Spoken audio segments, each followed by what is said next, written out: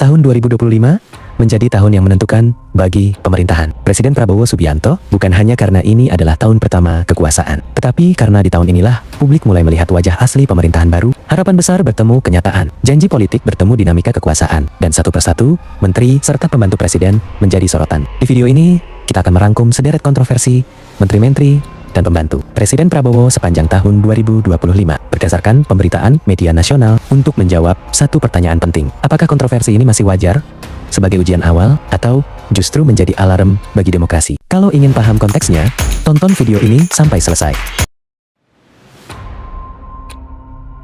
Tahun 2025 menandai fase krusial dalam perjalanan politik Presiden Prabowo Subianto setelah melalui proses elektoral yang panjang dan penuh dinamika. Kekuasaan akhirnya berada sepenuhnya di tangannya. Namun sebagaimana dicatat berbagai media nasional, tahun pertama pemerintahan bukanlah soal menjalankan janji kampanye semata, melainkan soal membangun legitimasi kekuasaan dalam praktik sehari-hari. Pemerintahan Prabowo memulai 2025 dengan modal politik yang besar. Koalisi pendukungnya di parlemen sangat kuat, oposisi formal relatif terbatas, dan stabilitas politik dianggap cukup terjaga. Di atas kertas, ini adalah kondisi ideal bagi sebuah pemerintahan baru. Namun justru dalam situasi inilah, sorotan publik menjadi semakin tajam. Media nasional mencatat, ketika oposisi melemah, maka fungsi kontrol berpindah ke ruang publik media, akademisi, masyarakat sipil, dan warganet. Setiap pernyataan menteri, setiap langkah pembantu presiden, dan setiap kebijakan awal langsung diuji, bukan hanya dari sisi hukum, tetapi juga dari sisi etika dan sensitivitas sosial. Tahun 2025 pun berubah menjadi tahun audit publik, bukan audit administratif, melainkan audit kepercayaan. Publik ingin melihat apakah pemerintahan Prabowo benar-benar membawa perubahan gaya kepemimpinan, atau sekadar melanjutkan pola lama dengan susunan aktor yang berbeda. Dalam konteks ini, kabinet dan para pembantu presiden menjadi wajah utama kekuasaan. Sekaligus titik pertama munculnya kontroversi.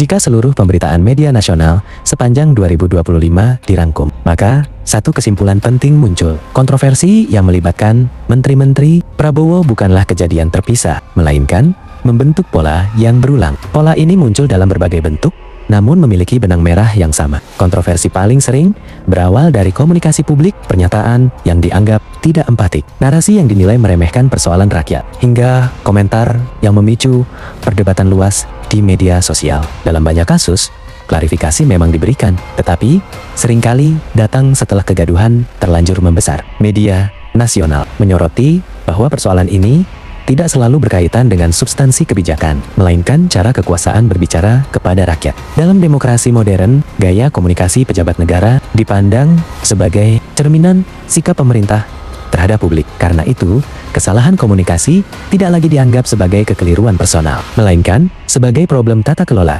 Pengamat politik menyebut situasi ini sebagai gejala umum pemerintahan awal yang merasa memiliki mandat besar. Rasa percaya diri yang tinggi kerap berubah menjadi jarak emosional dengan masyarakat. Di tahun 2025, pola inilah yang berulang kali memicu kontroversi, membuat citra kabinet Prabowo tampak sering berada dalam posisi defensif.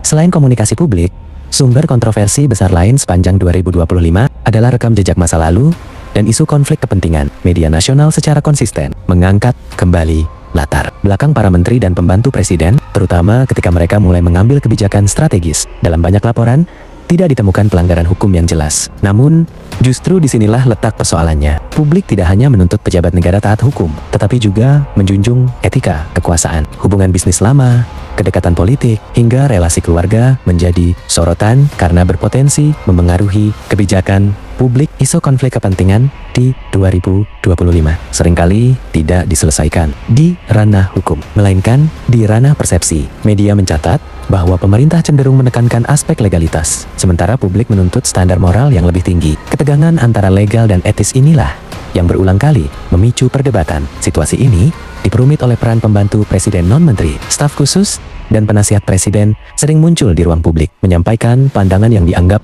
mencerminkan sikap istana, tetapi tanpa mekanisme akuntabilitas yang jelas. Sepanjang 2025, fenomena ini memperkuat kesan adanya kekuasaan di wilayah abu-abu yang sulit diawasi, namun berpengaruh besar. Sepanjang 2025, sorotan publik tidak hanya tertuju pada para menteri, tetapi juga pada pembantu presiden non-menteri seperti staf khusus, penasihat, dan utusan khusus. Media nasional mencatat bahwa kelompok ini memainkan peran penting dalam membentuk narasi pemerintahan. Meski tidak selalu memiliki kewenangan formal, sebagaimana menteri, kontroversi muncul ketika pernyataan atau tindakan pembantu presiden ini dianggap mewakili sikap resmi pemerintah. Dalam beberapa kasus, ucapan mereka memicu perdebatan luas, namun sulit dimintai pertanggungjawaban secara institusional. Berbeda dengan menteri yang dapat dipanggil DPR atau dievaluasi secara terbuka. Posisi non-menteri berada di wilayah yang lebih samar. Pengamat tata kelola pemerintahan menyebut fenomena ini sebagai bentuk kekuasaan informal. Ia tidak tercatat jelas dalam struktur birokrasi, tetapi memiliki daya pengaruh besar. Di tahun 2025, media mencatat bahwa ketidaktegasan batas peran pembantu presiden non-menteri seringkali memperkeruh situasi, terutama ketika terjadi kontroversi komunikasi publik. Situasi ini memunculkan pertanyaan mendasar. Sejauh mana pembantu presiden non-menteri boleh berbicara atas nama kekuasaan, tanpa kejelasan mekanisme akuntabilitas? Setiap kontroversi yang melibatkan mereka berpotensi langsung memantul ke citra Presiden Prabowo sendiri. Inilah salah satu tantangan serius yang mencuat sepanjang ke 2025.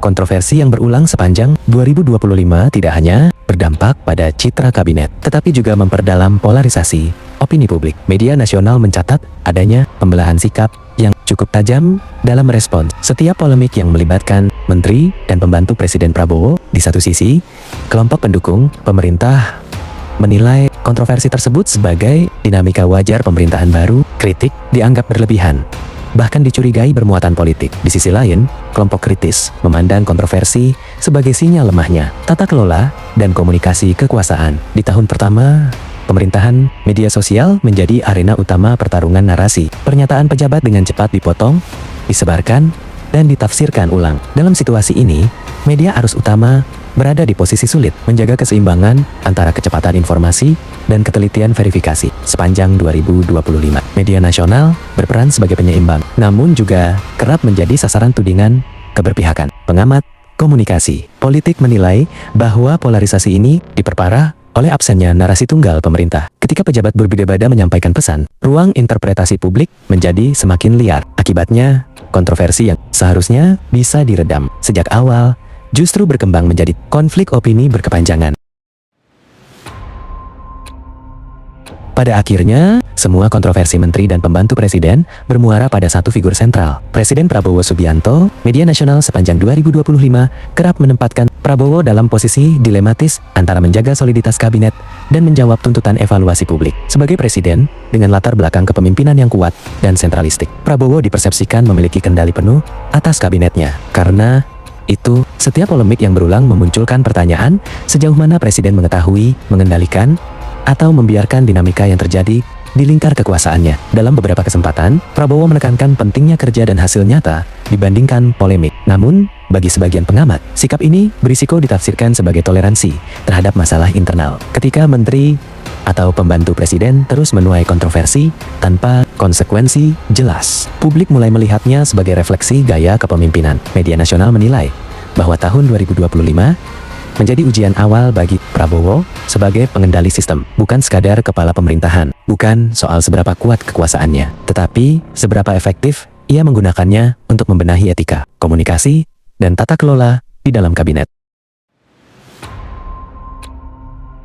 Di luar persoalan individu dan jabatan, sederet kontroversi menteri dan pembantu Presiden Prabowo sepanjang 2025 membawa refleksi yang lebih luas tentang kondisi demokrasi Indonesia. Media nasional menilai bahwa tahun pertama pemerintahan ini menunjukkan demokrasi masih bekerja, tetapi dengan tekanan yang semakin besar. Di satu sisi, kritik publik, peran media, dan pengawasan masyarakat sipil menunjukkan bahwa ruang demokrasi belum sepenuhnya tertutup. Kontroversi bisa dibicarakan, diperdebatkan, dan dikritik secara terbuka. Namun, di sisi lain, respons kekuasaan yang cenderung defensif memperlihatkan batas-batas toleransi terhadap kritik. Tahun 2025 menjadi cermin bahwa demokrasi tidak hanya diukur dari pemilu, tetapi dari keseharian kekuasaan. Cara pejabat berbicara, cara pemerintah merespons kritik, dan cara kesalahan ditangani adalah indikator kualitas demokrasi itu sendiri. Pada titik ini, Kontroversi bukan lagi sekadar masalah pemerintahan Prabowo, tetapi ujian bagi sistem politik Indonesia. Apakah kritik akan diolah menjadi perbaikan,